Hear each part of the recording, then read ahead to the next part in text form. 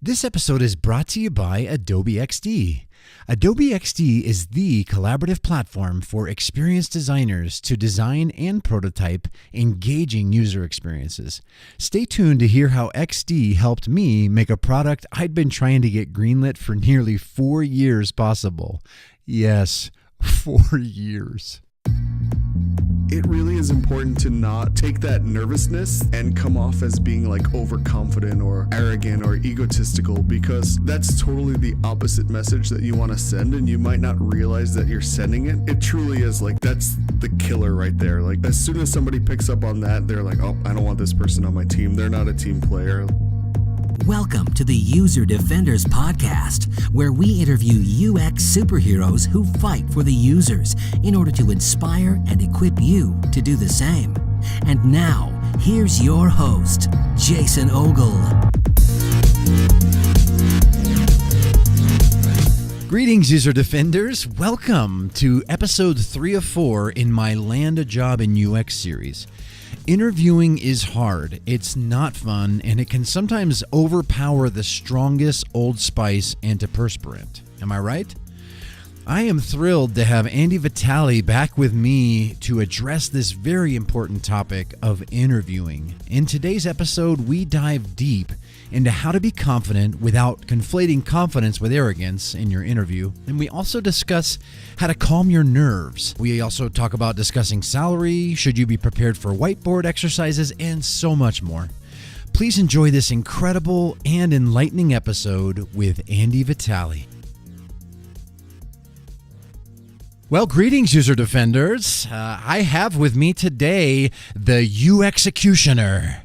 From episode 37, one of my favorites, was with Andy Vitale. And I said that right, Andy? Vitale? Yep, you got it. Ah, yes. And so glad to have Andy back with us. We're going to be talking about, this is one of our episodes in the Landing a Job in UX series. And I couldn't have been more excited to get Andy to talk about this because he has a ton of experience. I'm not saying that he's like bounced around a lot and he's had to interview a lot, but he's just got a ton of experience in the field, and he's been in director roles, and you are now, right, Andy? You're in a director role now? Yeah, so I'm the Director of User Experience at SunTrust Bank, which is a super regional bank, and I focus on our wholesale banking solutions. So if you really think about consumer banking, we're the opposite. So business banking, which we call wholesale here. We've got 2 primary solutions, both digital. One for, I'll say smaller businesses, although we don't like to consider any business small. They have more of a consumer mentality. And then we have like a corporate, like large enterprise organizations that have like financial departments that have to worry about like approving things and payroll and the different financial situations within that large organization. So my team focuses on both of those. Nice. Very cool, man. So this is going to be all about interviewing like a boss. I feel like that is one of those areas where we don't really talk about it as much in the field, yet it's there's so many up and coming designers, UXers, really wanting to jump in, get their feet wet, and just dive in head first. I mean, I started UD Community recently, and Andy's on there. It's awesome to have him in there, and it's just been incredible to get a really bird's eye view. I mean, even closer to my audience. I like. There's a lot of defenders in there, and you're listening now that, you know, you're just hungry to land your first job in the field. And it's just been, this is one of those series where I was just like, why didn't I do this? Like, you know, like season 1 or 2, you know, things like that. But, you know, better late than never. But I know this is going to be super valuable because interviewing is a critical part of landing a job in UX. I mean, it could be one of the most important parts, possibly. So, you know, because you could have a bitchin' portfolio, if you will, and you could, you know, everything could look great on paper, but then, you know, once the moment of truth happens, so to speak, where you're face to face with your recruiter or potential manager, that things could be much different, and it could be, you know, a lot of that comes into the soft skills department, which I hold in high high degree, the soft skills is just huge because those are really hard to teach. Hard skills are hard skills can be learned, but soft skills takes a while. It's true, right? Isn't that true? It is. I feel like as I've grown as a designer and really learned that the work can only take you so far. I mean, it's great to be able to deliver, but at some point, like everybody that walks through that door, everyone that's passed that initial, like, look at the portfolio, they've kind of proven they can do the work. They're capable of doing the work. It's how well can they communicate the work that they've done? How well do they tell the story about their work and let me understand, because I might not know their industry as well as they do. So if in a 15-minute, 30-minute, 1 hour conversation, they can walk me through a project and frame the problem in a way that I can relate to and understand, and then talk through some of the solutions and clearly explain like what they went through, the process, the people they talked to, how they measured what they did, the different iterations that they had to take and why. Like that actually helps me understand the problem they were trying to solve a lot better. And being able to see how they communicate, I feel confident that I can put them in a room with people, because I feel like the big piece that we talk about at conferences about design is that collaboration. It's spending time with people. There's not a lot of time that you get to go sit by yourself and crank out work during, a typical day. So we rely on these conversations and these relationships that we form so that we can sit down and crank out the work when we have the free time to do so. That's good stuff. Yeah. And Andy, when you were just sharing that, it made me think about a personal scenario where, because you mentioned storytelling, and that is really critical in pitching our work and presenting our work. We don't want to just, and this is something I learned really early in my career because I jumped right into an ad agency environment. And like ad agencies especially, it's all about telling the story of the work. And so I learned really quickly that I can't just make something and then just say, here it is.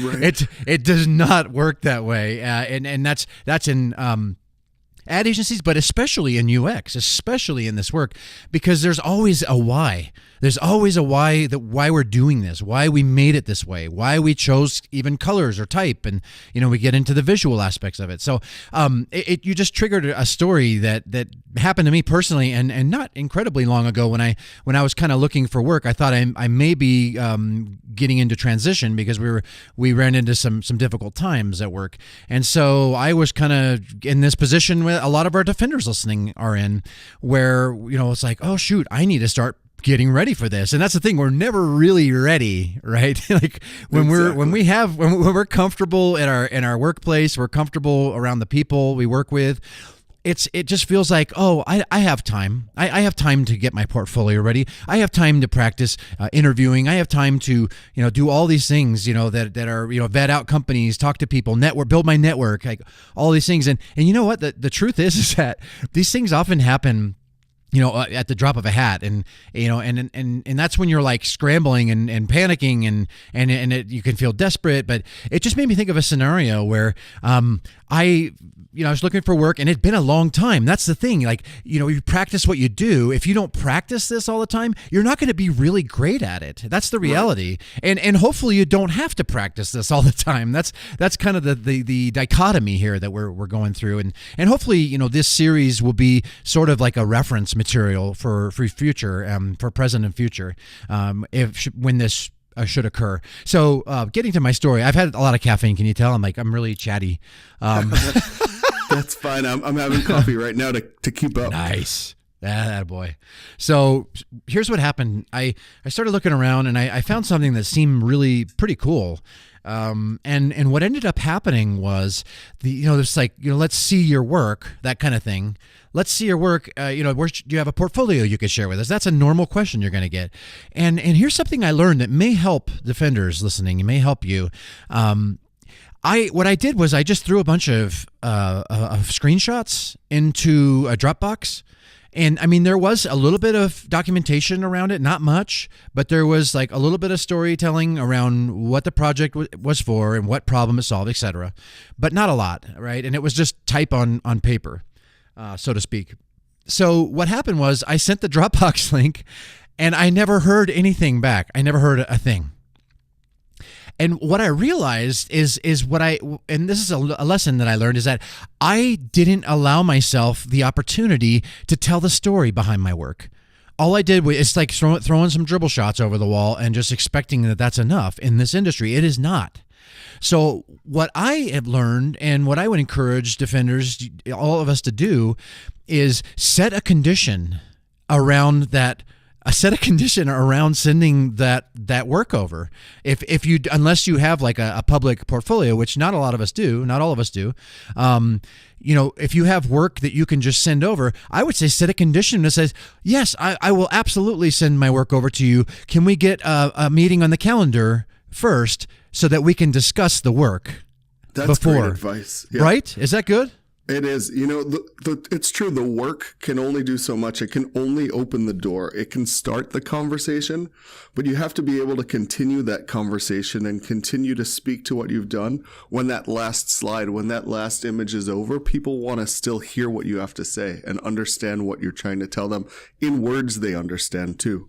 You've got to be able to speak to them as a person, not just design speak. It's great that we can, but there's a time and place for that. And it really is about being able to carry a conversation and add value to these people that are potentially your peers, but in the beginning, just look at you as a designer, as potentially a tool to help them solve problems. You have to really establish that you're on the same page as them. That's great advice. Yeah, so it's be prepared, defenders. Before the interview, like, take some time. Like, maybe even Andy, and I know you can speak to this because you have done a lot of public speaking. Maybe think about it like you're doing a public talk. Exactly. Take time to rehearse this stuff. Is that good advice? It is. It really is about becoming comfortable in uncomfortable situations. I mean, just as a designer, you're going to hear no a lot. As a human being, you're going to hear no a lot. But you've got to be able to take that no and just roll with it and turn it into a yes, turn it into a different conversation, turn that conversation into, what you want to get out of it. It's, yes, you want to get feedback. Yes, you want to get a job potentially.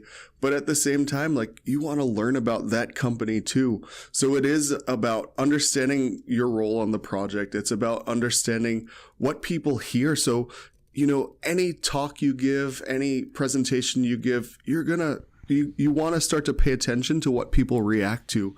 So there might be something that you think is like the greatest part of your talk or the greatest part of your portfolio. And you present it 2 or 3, 4 times and people don't react to that, but they react to something else that you were like, oh, that wasn't a big deal. Like, I didn't expect that reaction. Maybe that's the thing you need to hang on. It's about being aware of your audience and how they receive what you're telling them. Oh, yes. There's a book, I think it's called Go for No. And I haven't read the book, but I've heard about it, and it's from a sales perspective. But hey, we're all selling. We're all selling all the time, just like my conversation with Seth Godin. It seems weird on the surface. Like, what's a UX design podcast having a marketing guy on the podcast? And then what I say at the end is that we're all marketing all the time, and interviewing is especially a marketing scenario. So I think that, like you said, Andy, that was super encouraging. Like, go for no. Like, right. I think especially early in our career, in our design journey, the confidence just isn't there yet, and that's normal. Like, don't be discouraged about that, defenders. You have to build that. That takes time. But I'd say, you need to have a modicum of confidence in yourself for sure, because that is an attractive quality when you're interviewing. And even if you don't have like world-class work in your portfolio, that's okay, as long as you again, like, go all in on the soft skills, go all in on being able to tell stories and present that with confidence. I think that's going to really help you a lot, and just go forward despite the no's. Like Andy said, like, we are going to get, life is a lot of no's, and that's in our careers, that's in normal everyday living. But if you really truly want something, then you're going to push past the no's and get that yes. And that's the whole concept of go for no. It's like, just keep going for no's until you get the yes. And it kind of reframes the whole scenario for you. And psychologically, it helps you not take it as personally, even though I know it can be, and it hurts sometimes. I've had a lot of hurts. from jobs I really wanted and that didn't work out for me. But then something even better came along, and so like just stay positive and go for no. That's great advice, Andy. Thanks. Yeah. I'm a firm believer in just putting yourself out there, being vulnerable. And then as designers, we're selling, our ideas all the time. We're selling our credibility all the time. So it's not that much harder to sell ourselves because we're it's all tied together at the end of the day. Absolutely true.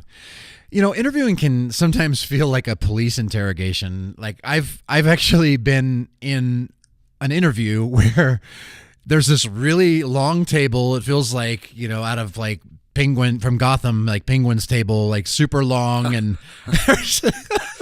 I'm like the one guy on the other side. And then there's like 3 or 4 people on the other side of me. And like that just feels like an interrogation. I think that there's some wisdom here for interviewers to not do that to somebody. Yeah, right. Because when you're interviewing people, it's that perception you're giving off of your company at the same time. So you don't want somebody to walk out and feel like, wow, that was terrible. Like, I don't want to ever go through that again. That was torture, right? You definitely don't want to interrogate people. I've had bosses that have interrogated me or made me feel like they were interrogating me. They're like not paying attention. And then all of a sudden, when it's their turn to talk, they're like, I've got 45 things that I have to ask you. Like, now, what is it? Like, tell me the answer. And, that just makes everybody look bad and it makes everybody uncomfortable. And it's even the people that are sitting on their side of the table next to them are like, what the hell are they doing? Like, this is terrible. So it is. I've spent time on both sides of that table and I've really learned to empathize for the person at the other end.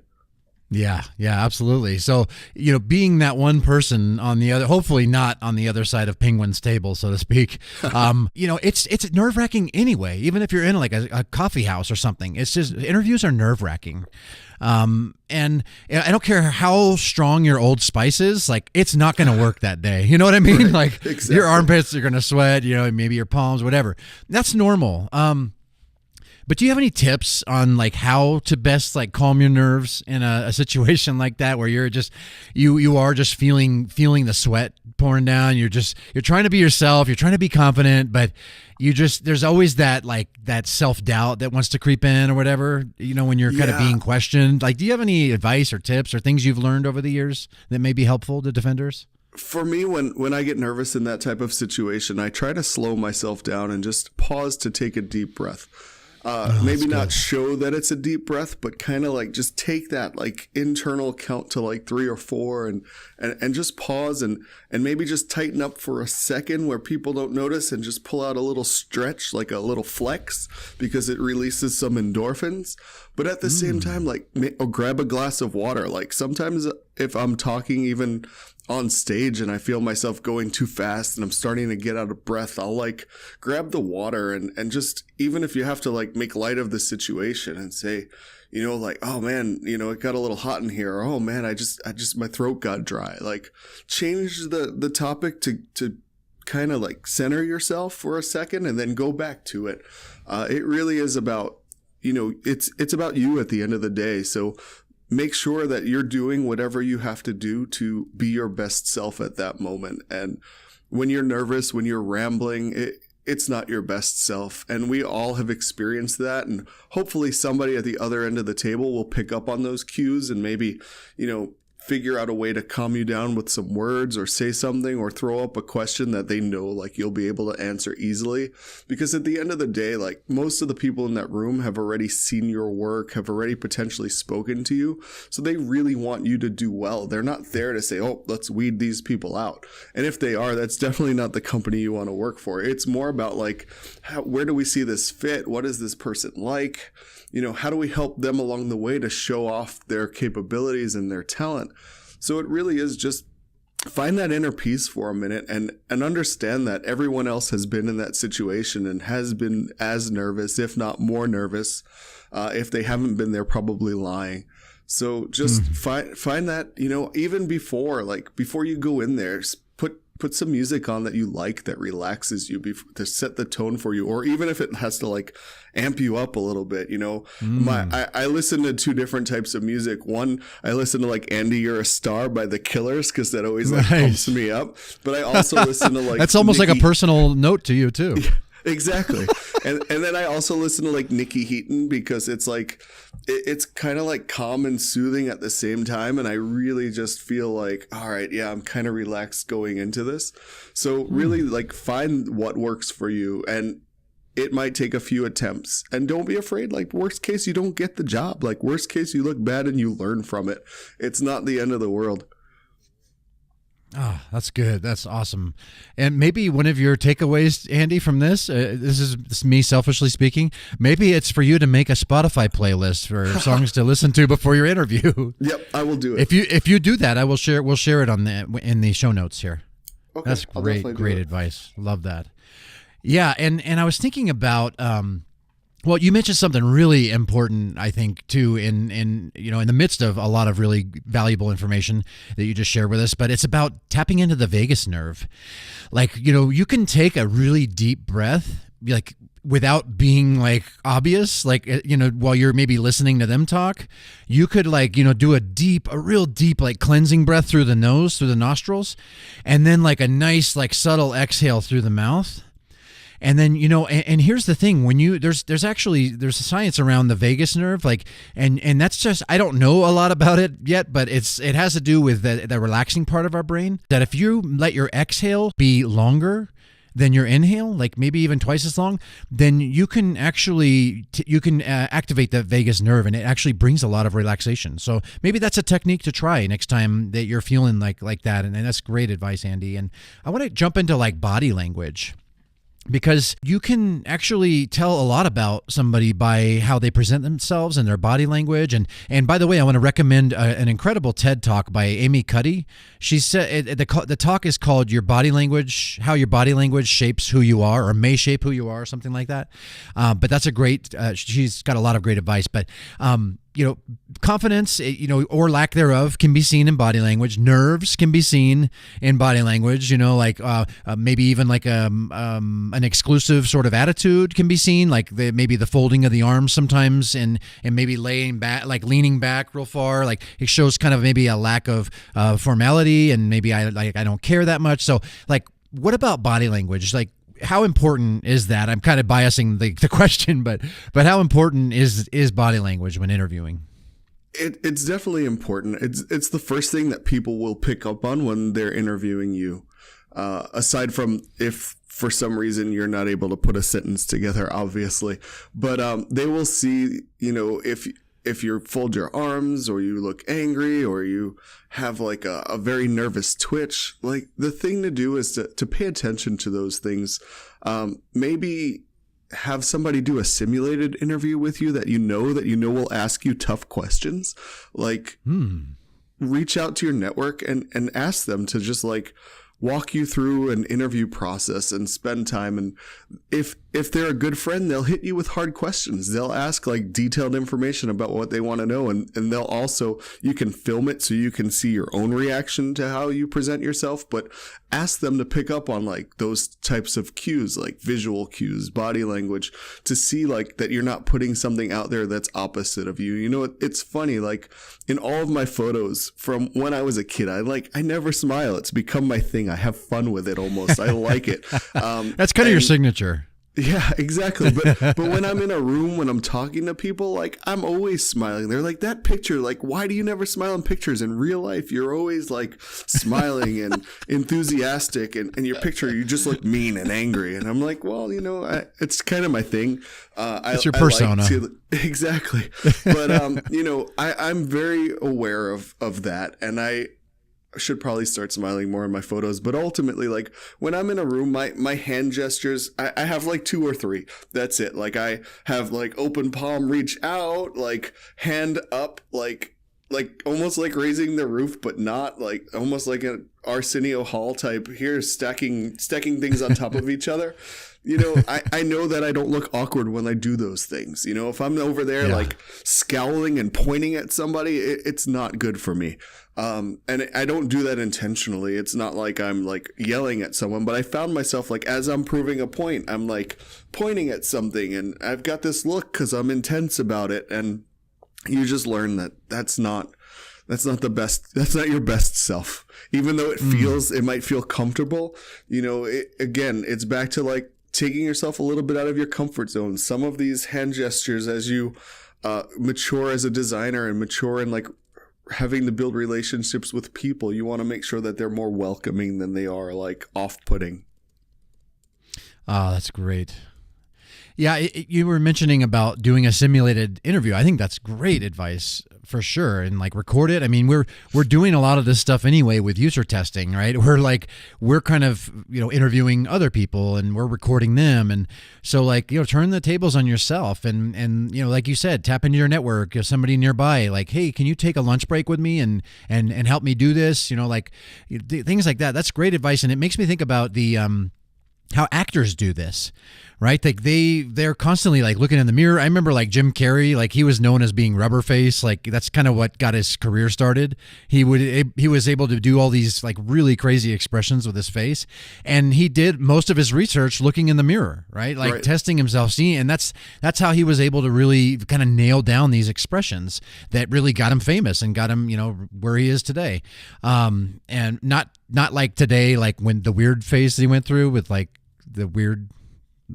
remember when he got all weird for like a couple of years, like Tom Cruise, but like I think he's come out the other side of whatever that was going on there. It might sound super cliche, but definitely like treat the looking for a job, the interview process, like you would any other design problem. Like make yourself the test subject, like do the research, see how people react to different things, learn from those things. Like you might have to pivot, like iterate on different things. Like truly, you know, you don't think about looking at it as a design problem when you've been in it for a long time, but maybe when you're younger, like take the time to really figure out the problem, go through like some hypotheses, like understand the space, see who you like that talks well. When you have conversations with them, which one of your friends is able to tell stories and everybody laughs? Like, what do they do differently? You know, if you're that person that like, oh, I really not great. Like my stories, they end abruptly, or like, I can't get a room around me the way so-and-so can, you know. Mary is such a great storyteller. Like people love to spend time with her at lunch. Like pick up on what she's doing. Try to figure out, like, don't change your whole self. Like don't take your personality out of things, but just try to pick up on these little cues that can make you better at things. Oh, that's so good. Yeah. And another thing I want to add to that is, you know, don't overcompensate. That is such an unattractive quality. And I can tell you from a personal story, I was interviewing a potential designer to come onto our team. And this person, like, I think that there could have been a potential there, but I could totally see through, you know, I'm without like patting myself on the back, like I'm pretty high in emotional intelligence. Like I can kind of really, by looking at somebody in their eyes and in their body language, I can really kind of tell how they're feeling, or, you know, maybe what they're covering up, you know, things like that. Like, and there was a scenario where I was interviewing somebody and they had this sort of this like arrogant kind of stature and nature, and what it was is like when you try to like dig into the projects and the stories, but there wasn't a lot of substance there. So it was basically like an overcompensation, right? Like we're trying to conflate, like, and here's the thing, like don't conflate confidence with nervous arrogance. Like that would be my best advice when you're in that chair, you know, being, you know, kind of being in that interviewing spot, you know, just be yourself, like, you know, and you know, it's nerve-wracking. It's totally uncomfortable, just like user testing with somebody else. You know, have empathy for what they're feeling too, but just be yourself and don't overcompensate, because that's kind of clearly seen and it is unattractive. And you know, just be honest with where you're at. And you know, I'll be honest with you. Like I think that a lot of companies, especially like good ones worth working for, are going to actually be more drawn to your hunger to grow and your honesty to where you're at, even if you're not like the superstar or whatever. Like you can, like, I think more companies are drawn to a hunger to grow and to be a part of the team and to really make the culture better. It really is important to not take that nervousness, that visible nervousness that you're trying to hide, and come off as being like overconfident or arrogant or egotistical, because that's totally the opposite message that you want to send, and you might not realize that you're sending it, but that it truly is like, that's the killer right there. Like as soon as somebody picks up on that, they're like, oh, I don't want this person on my team. They're not a team player. Like they're just gonna focus on what they have to do their work in a corner, not be collaborative. They're gonna try to be like the rock star, and it really is not the message that you want to send. So you have to be 100% aware of that. Self-awareness is like the main thing that designers really need to have. So I've been trying to get an internal product built for nearly 4 years now. Don't ask. And it finally got greenlit recently. The kicker? Due to a large business pivot on the IT side, the dev team has a very limited time window to build out the MVP. Well, thanks to Adobe XD, I already had the blueprints. I was able to quickly design, test, and gather feedback on my prototypes before the business decision was even made. So the next time your stakeholders or engineers like Howard Hughes say, show me all the blueprints, you can confidently fire up Adobe XD and say, here they are. Don't wait 4 years. Download XD for free and experience design already ahead of its time at userdefenders.com/XD. Here's something that is a little testimonial. Like my first job, this is kind of embarrassing. I'm going to get vulnerable with you. On my resume, I put that I know CGI because I was able to make some forms. Nice. So that was kind of a lie. That wasn't totally true. Like, so I just kind of, what I did was I need to look good. And of course we want to look good, and that's fine. Be real about what you put on your resume, because you're going to get asked about it more than likely. And right. I was asked about it. They're like, oh, you know, CGI? And then, you know, that's an embarrassing moment. You're like, my response is like, well, I've made forms. I made web forms. So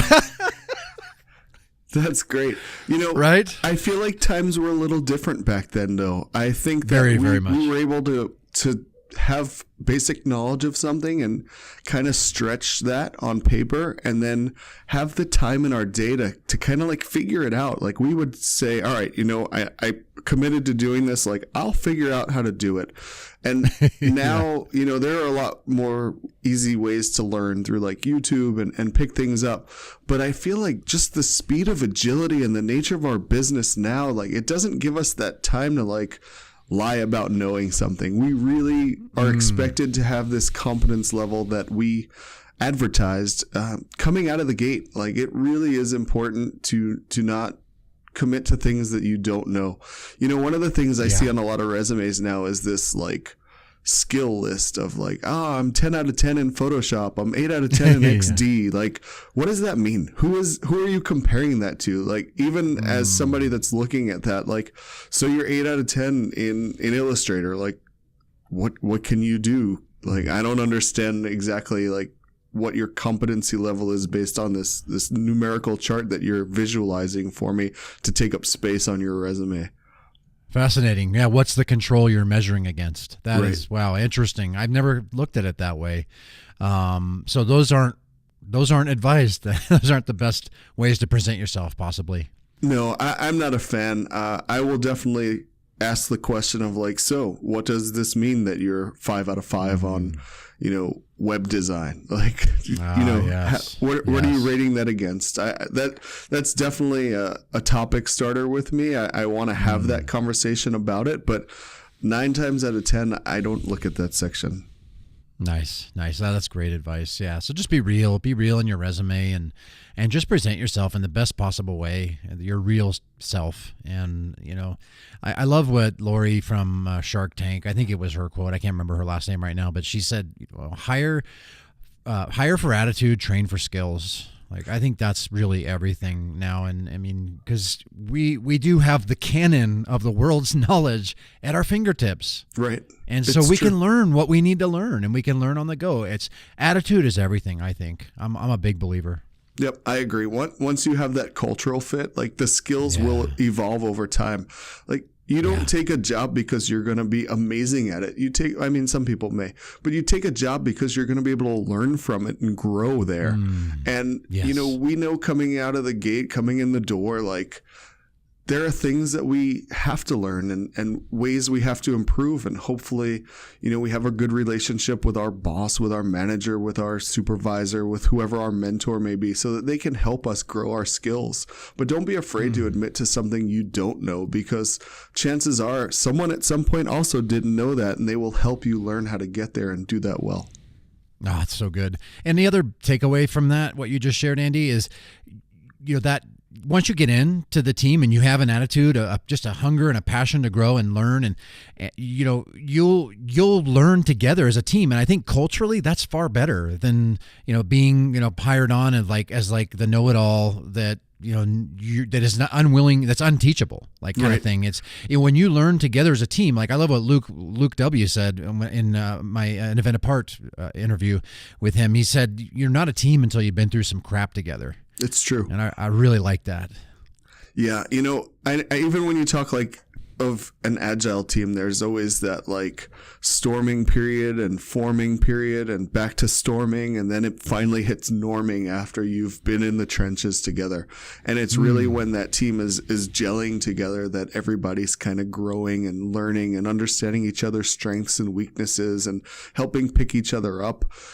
For me, even one of the ways I talk about measuring my team now is not just on what you can do and not just on the buy-in that you get, but does your team really care about you and seeing you grow as much as you care about seeing the teammates that you work with grow? It really is that going above and beyond, being a good team player. I love that. Andy, is there anything you love about interviewing?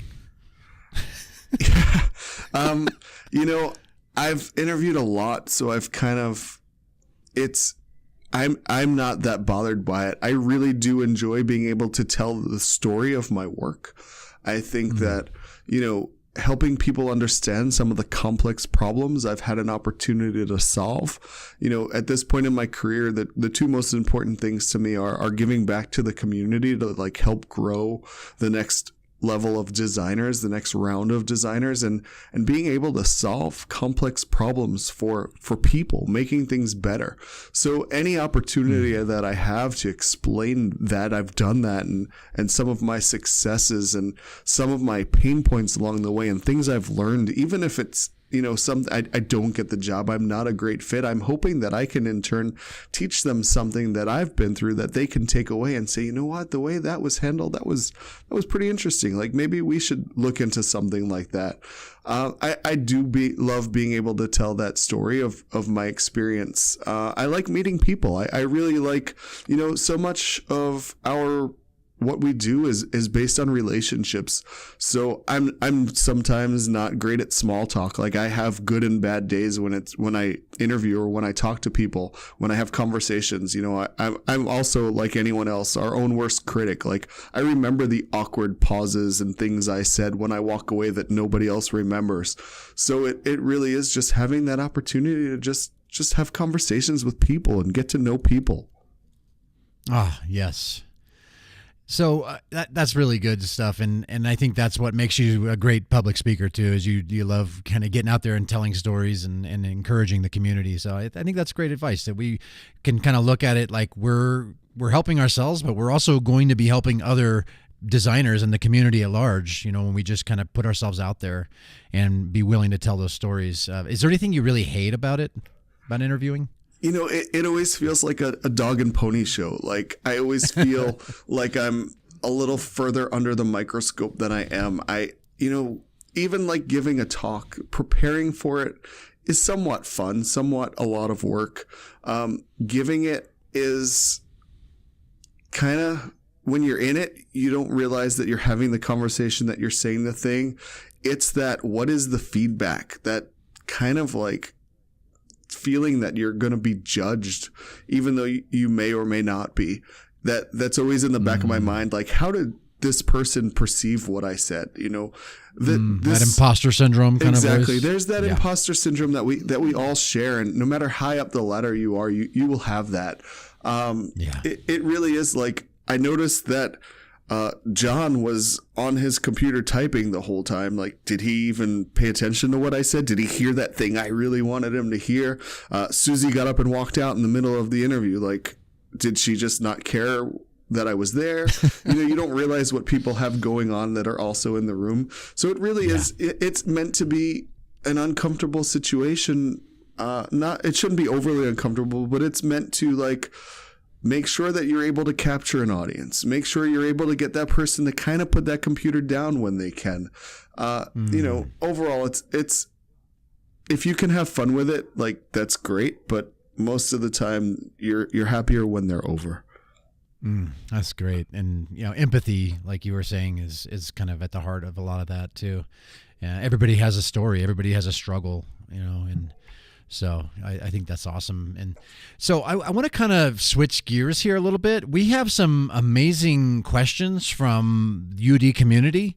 As you know, Andy, I put it out there as I wanted to really get a sense of what other defenders are struggling with, who are especially really trying to, that are in the midst of this, in the trenches. This is not a fun process. Like, let's call it what it is. This is not really fun. You know, especially when you're, you know, if you're in transition, like, this is not just for newer designers. Like, that's especially my heart, but guess what? We all are, we're one conversation away from being in transition, right? So, like, we all are in kind of a similar boat where we need to just really be aware of kind of what we need to do in the future, even, and start thinking ahead.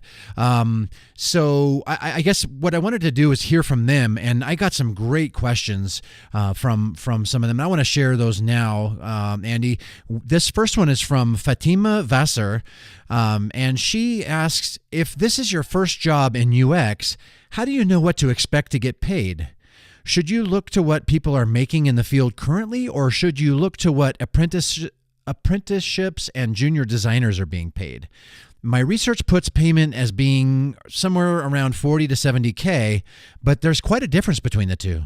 Andy, do you have thoughts on that? Yeah, so there definitely is, and there isn't really an answer that I would feel is going to be satisfying. But ultimately, it's about doing that research, right? So there are a lot of different job guides out there. There's staffing companies. I think the Creative Group has an annual salary guide every year. The AIGA normally does one. Aquint does one. So definitely start there. Glassdoor, see what people are making in the industry, but look at companies similar to maybe the one that you're applying to. Also, you know, where you live geographically is going to also have an effect on that salary. So, you know, salaries in New York and San Francisco tend to be a little bit higher because the cost of living is so much more. You really have to do that research and see what people are getting paid. Also, if you're new, if it's your first job, right, you need to get your foot in the door. The last thing you want to do is have a bad, like, salary negotiation and shoot yourself in the foot. Don't be afraid to ask for what you think you're worth, but at the same time, understand, like, what the market dictates. You know, apprenticeships pay, you know, for the most part, a decent amount. When I was at 3M, we had a great internship program. Some of the interns were undergrads, some of them were graduate students, and that also affected the rate of pay. But it was a competitive salary for a younger designer coming out of school to walk in the door in a large corporation. So, you know, there is no, like, one size fits all answer. It truly is based on years of experience, what your specific role is, right? What your specialty is. Is it a research role? Is it a UI designer? Is it a interaction designer, a UX designer, depending on, you know, what we're calling it these days. Ultimately, just understand that first, right? I mean, are you a generalist? If so, like, what does that kind of entail? Look more for the tasks that you think you're doing under the job descriptions and line them up across the board. Yeah, that's really great advice, Andy. And do your research, do your homework. There's a lot of resources out there, as Andy mentioned, that can help inform your awareness. And I think that this is a really subjective kind of question. This is really, it's really individual. It depends on kind of where you're at in your experience. It depends on what you're going for. It depends on, like Andy said, getting your foot in the door. Like, you don't want to be, you kind of start crossing into that, like overcompensating, like maybe asking for too much for the role you're applying for. And, there's that fine balance. And I think it's really up to you to kind of, to find something that you're comfortable with, because, you don't want to lowball too much just because you're desperate. Because what's going to happen is you may very well be the candidate that gets the job because you're cheaper. Right. However, the problem is if you lowballed too much in order just to get in there, what could happen is, for one, you don't have enough to survive. And as Montero says, survival is not a soft skill. Staying alive is not a soft skill. So that's a challenge. The other thing is, you may be miserable. You may be like doing work that you're not totally loving, and you may be going like, shoot, I'm not getting paid enough to do this. Right. So like, I think as being sensitive to that, right? It's true. And like my first job out of school now, 19 years ago, I was making $10.50 or $11 an hour, and I was the highest paid person in this pre-press room where and my boss was the worst boss I ever had. He would stand over our shoulder and scream at us like an hour before a deadline and tell us we didn't know what we were doing. But the flip side of that is, I've also made the mistake of going with the money instead of following my heart, and realizing that the grass isn't always greener. Because a job pays really well also doesn't mean it's a great place to work. Oh, wow. That is worth considering, defenders.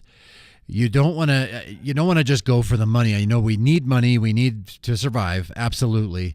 But consider, and I've said this many times, and typically, unless we're working remote, we spend more time at work than at home with our loved ones. Like that's a big deal. You don't want to be stuck in a dead-end day job just for the money. There's a lot of people that are making a lot of money that absolutely hate what they do. And I think that's worth considering as designers, as UXers. Like, we get to do what we absolutely love. Like, I've talked to other people that said, I'd do this if I wasn't getting paid. I can't help it. And that's when like you found something really special. So I think that's absolutely great advice. So make sure you land in a place that not only has a great culture that values you and values design, but in a place that you are actually loving the work you're doing. And then there's the fulfillment of that purpose that we all truly need to latch onto. So that's absolutely great advice. I want to ask one more little question tandem to this.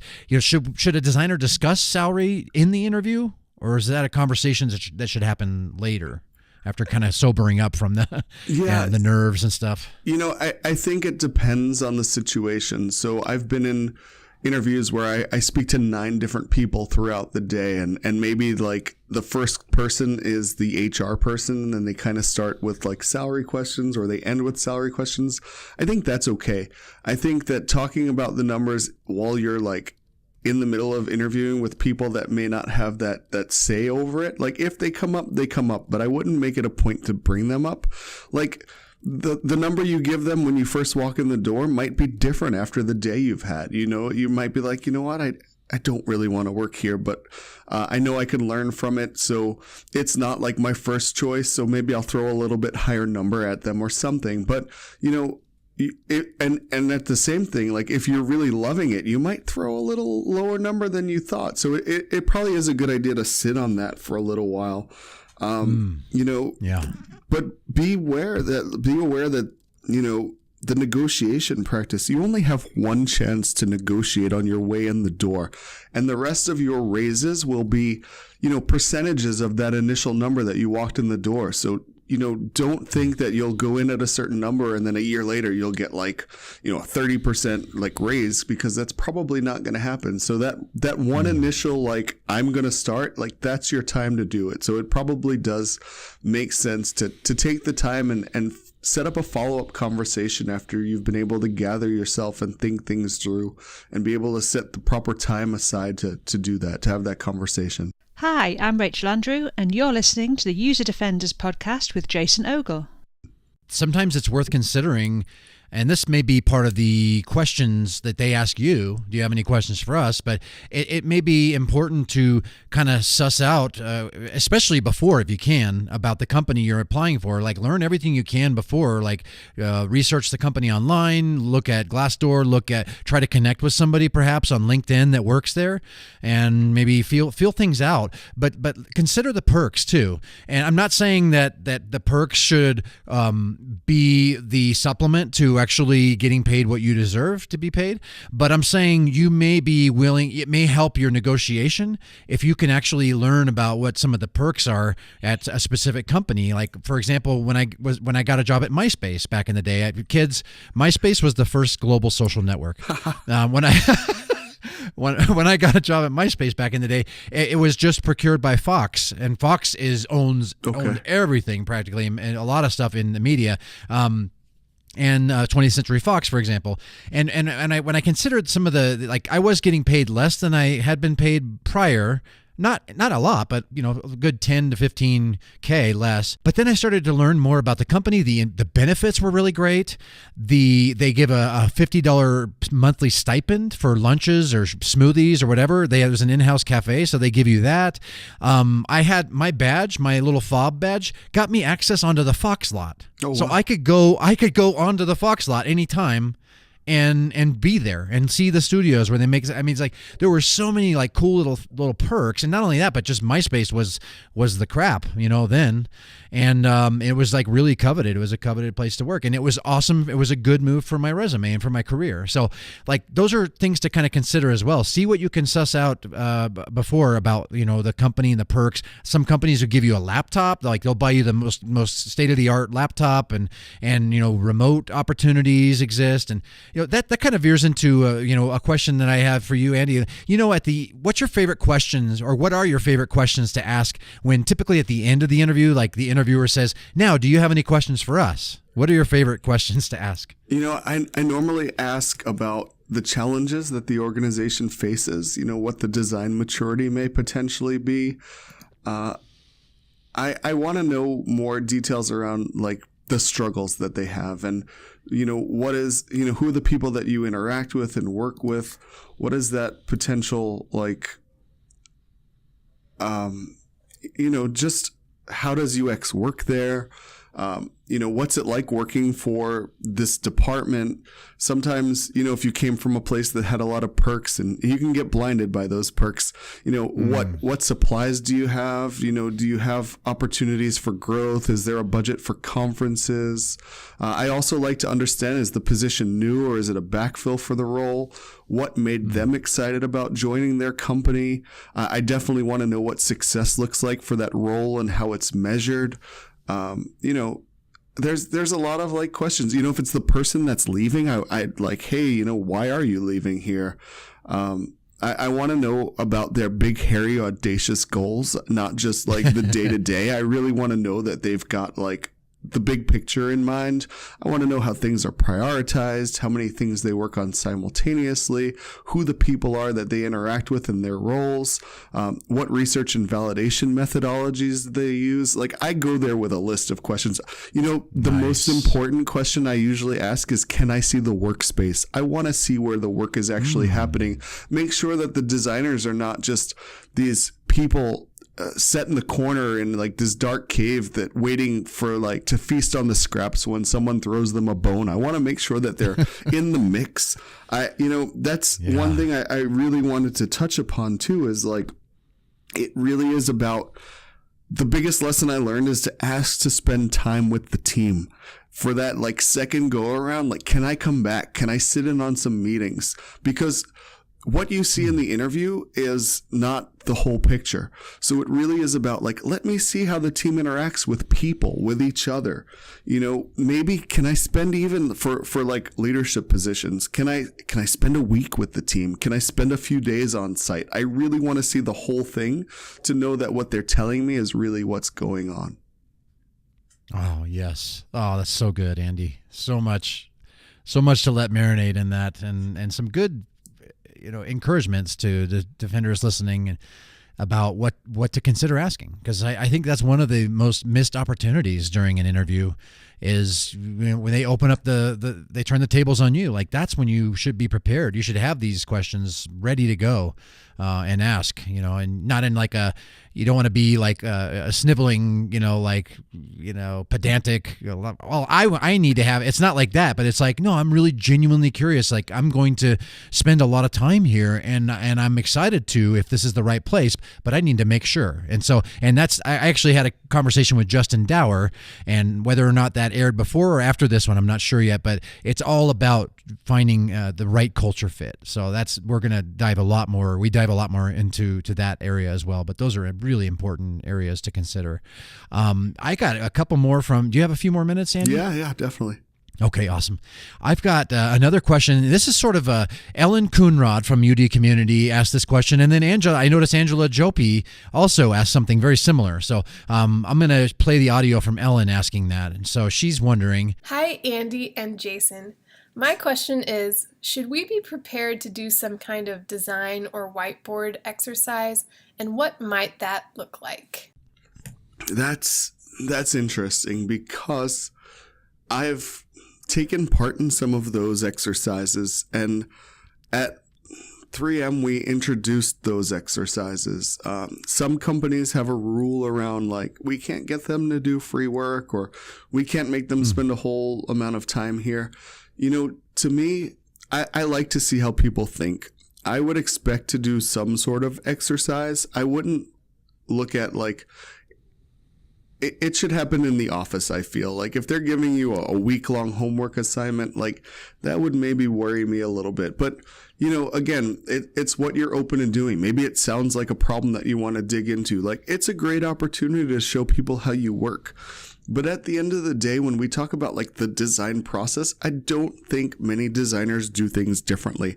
We try to gather as much information as we can in this short period of time.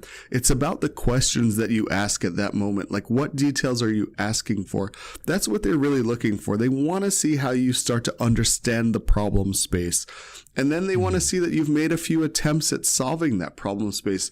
Try to condense the design sprint into like an hour or two.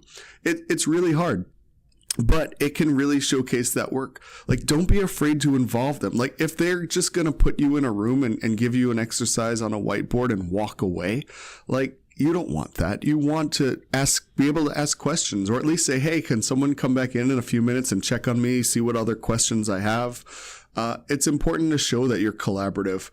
I've also been part of some really fun, like, whiteboarding exercises that really felt like I was learning and helping and in the meat of solving problems, and it felt good even though I knew the outcome wasn't going to be great. It was just feeling what it's like to work with some of those people. So I wouldn't be turned off by it. I would be open to it. Just it's going to be something that's probably vague, or probably something that's, hey, like redesign this app, but add this feature to it, something that we all know, or, maybe create a project for this particular persona, or let's just talk through like some problems that we have and brainstorm on them. So they do vary, but ultimately, like, have fun with them, right? If you're going to do them and in your mind that they might be coming, or usually they're not thrown upon you at the last second. Like, you get the agenda and from, here's an hour whiteboard challenge with so-and-so. Like, take that time to have fun with it. I've learned actually from my whiteboard challenges to whiteboard a lot more. They've helped me grow in the fact that I'm always like explaining things to my team now on like a whiteboard with a marker. It just makes it a little bit easier. That's great advice, and practice that craft too, because I'll tell you, that's my imposter syndrome attacks me the most when I'm standing at a whiteboard with a marker and there's like 5 other people watching me. Like, I hate it. I just like, I don't like my handwriting. And I can draw okay, but not with like a Sharpie, not with like a fat marker. Like I just, that's like I'm getting some nerves here thinking about it. But like I guess that's the point. Like practice that craft if you know that that's integral to your work. And honestly, a lot of times it is. As a UXer, you kind of need to be able to demonstrate visually on the fly what you're trying to communicate. Exactly. So that's a great craft. Yeah. The funny thing is the last few bosses that I've worked with that I've really like learned from and really respect, when we're having conversations and they're kind of like whiteboarding things out and I take a picture of it, and in that moment I completely understand what they're telling me. I take a picture of it, I look at it 2 hours later, I go home, I'm like, I don't understand any of this. Like I took that picture, like we talked through that, I understood it completely. What they're doing is they're helping themselves think visually. They're helping explain things to you. So don't pay so much attention to like what you write on the board. It's there as a tool to help you. You can talk through the rest of the things. They're not going to take pictures of the whiteboard after you leave and, say, what was this person trying to solve? Like that's back to being able to tell the story. It's just an aid for helping you. That is awesome. And yeah, it's not like they're going to take the picture. At least you'd hope not. And they're not going to take the picture and go and shame you on Twitter or YouTube or something. Right. Unless you're Jack from Twitter or something. That's right. or Tom from MySpace. Oh, hey. That's great. That's his like most iconic picture is him like right in front of a whiteboard. That's funny. Very good. Nice callback. So that last question from a listener. This is from Christopher Octa, if I said his name right. It's an interesting question. I think you sort of started touching on this a little bit earlier, Andy, but I'd love to hear you kind of unpack this a little bit. But he says, when interviewing with a company who is looking to hire their first UX professional, how can I tell if they genuinely understand what UX can bring to the table and thus are able to provide support to increase the chances of my success with the company? Does that question make sense? It does. Okay, nice. I feel like just unpacking it in my mind while I'm saying words that I hope make somewhat sense is it's always an uphill battle, right? Even at the places where design was the most mature and the team was the largest, there was always that, like, how do we grow this team? Now that we have the seat at the table, how do we keep it? How do we gain momentum? So, I mean, it's probably alarming that the company is very seemingly mature, but immature in the design standpoint.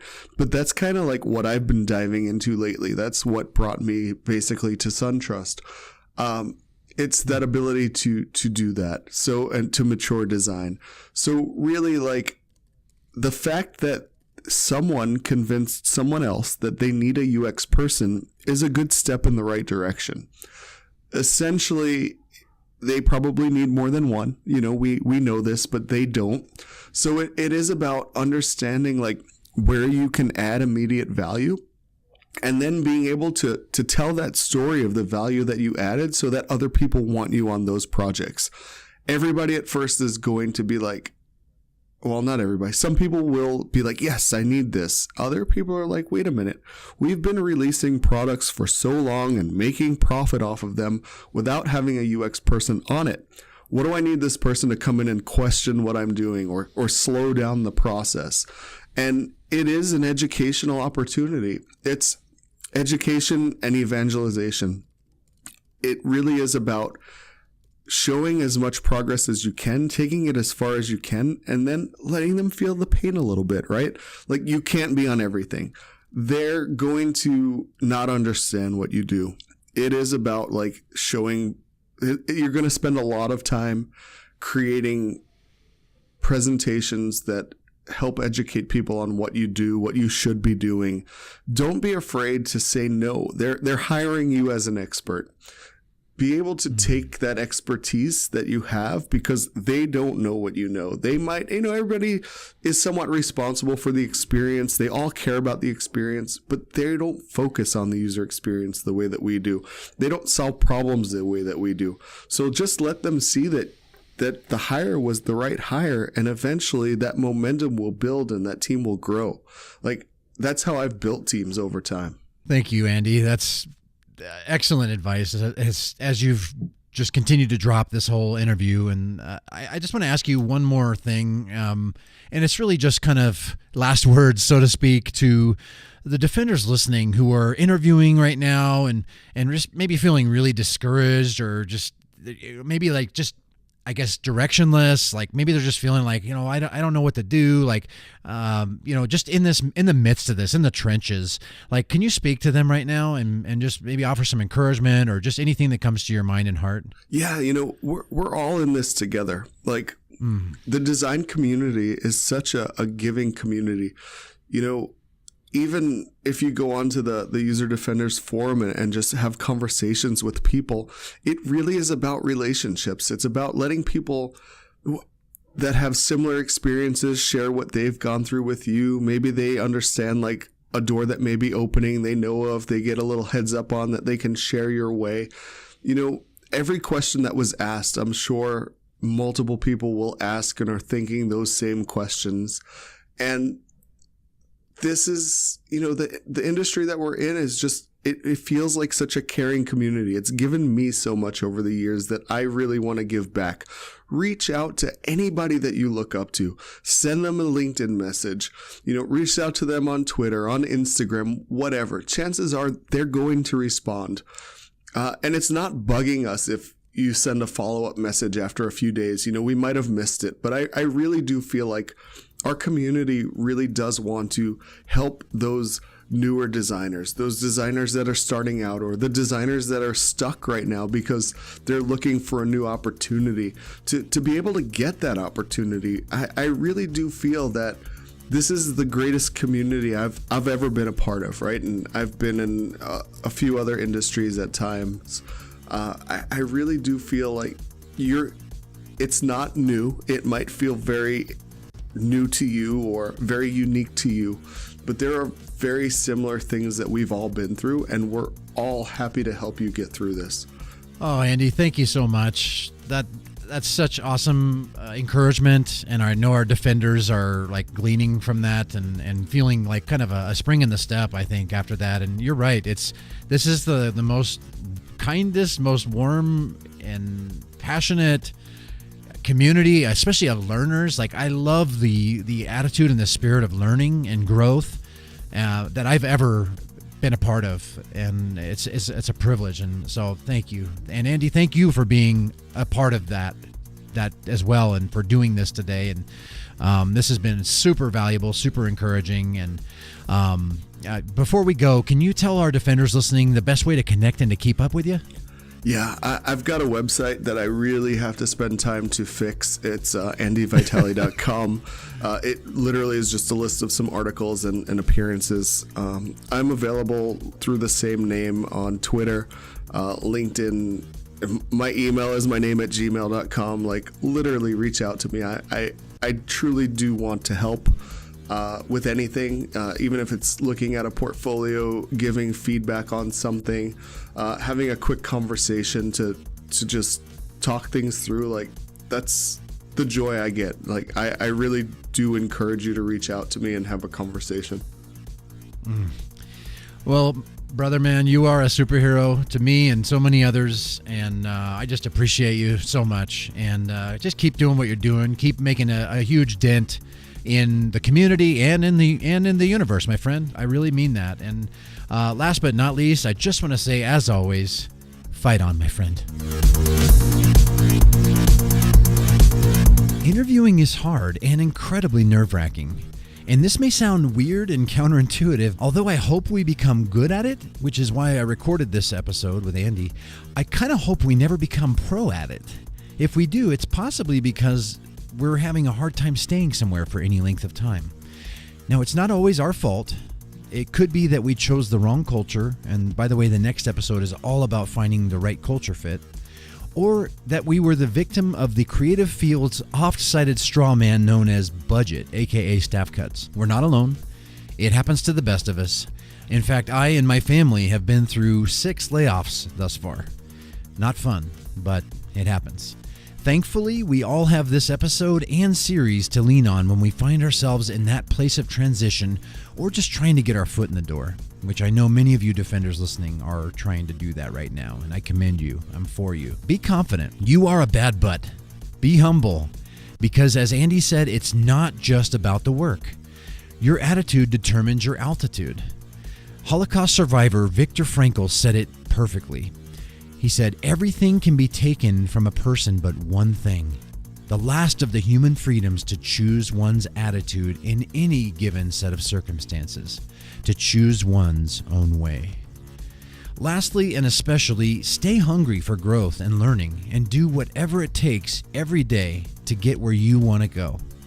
1% better every day equals 37 times better in 1 year.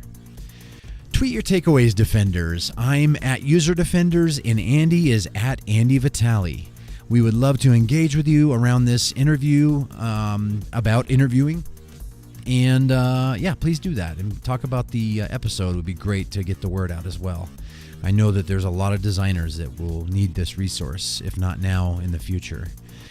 UD community is thriving. I wanted to make sure I mentioned this. We have a book club now. We just did our first discussion, a video discussion there were 5 other defenders in the group that joined me to talk about Kat Holmes' amazing book, Mismatch. So things like that happen in the group. You'll also be the first to hear about upcoming events, products, and just so much more that's happening with the show. Other notable benefits is it's an ad-free social network completely focused on UX and personal growth. And Mark Zuckerberg doesn't have his grimy hands on it, so that's another kind of bonus. The only thing missing is you, dear Defender. Check it out at community.userdefenders.com and try it free for 7 days. And if it's worth it to you after that, it's only $9.99 a month or $99.99 a year thereafter. You get a bit of a savings on the yearly price. And it's just a great way to jump into the community, be a part of something great that's happening in the design community, and also just to help support this show in a tangible way. Check it out. I'd love to see you there. I want to thank Eli Jorgensen for the astonishing artwork, as always, and Darren Goldsmith for the sensational show notes. And thanks, Adobe, for sponsoring this episode. Adobe XD, a wonderful product. Try it free at userdefenders.com/XD.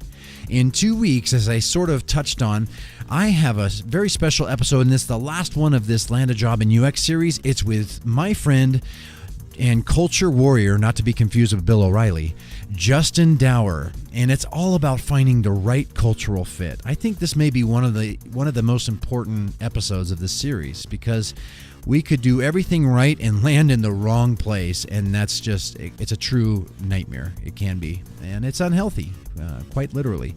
So stay tuned for that. Make sure you're subscribed at userdefenders.com/subscribe. Thanks so much for listening. I sincerely appreciate you giving me your attention, which is a valuable resource. You pay it because it costs you something, so thank you. And I'm trying to edit this show better to not waste your time, even though this outro is really long. I apologize. I thank you. I appreciate you. Last but not least, I just want to say, as always, fight on, my friends.